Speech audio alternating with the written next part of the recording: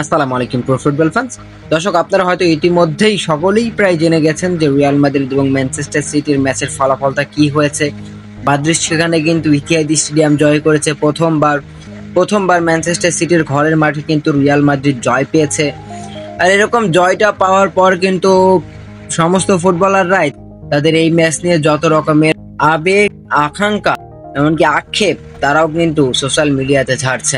তো বুঝতেই পারছেন, এবার এই তালিকায় যোগ হয়েছে কাইল ওয়ালকার। মূলত ম্যানচেস্টার সিটির এই সেন্টার ব্যাক, তিনি কিন্তু রিয়াল মাদ্রিদ এবং ম্যানচেস্টার সিটির ওই ম্যাচ নিয়ে কিছু কথা বলেছেন। তিনি ঠিক কি কথা বলেছেন চলুন একটু দেখি। তিনি বলেছেন, ফুটবলের সবচেয়ে কঠিন অংশ হলো জালের ভিতরে বল পৌঁছানো।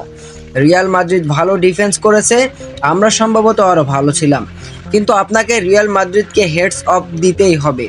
তাদের পরিকল্পনা কাজ করেছে। আপনি প্রশিক্ষণে এই অনুশীলনগুলো করেন।